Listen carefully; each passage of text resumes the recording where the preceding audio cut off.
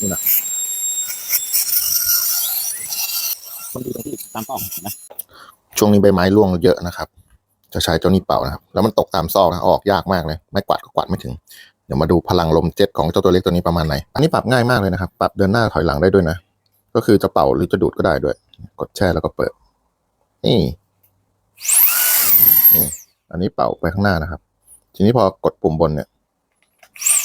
ปุ่มบนแช่แล้วไฟจะกระพริบนะนี่อันนี้คือกลายเป็นถอยหลังละอันนี้ลมถอยนะครับเดี๋ยวเราไปเป่าข้างหน้ากันเนี่ยครับในซอกพวกนี้เนาะไม่กวาดก็กวาดยากไปลุยเลย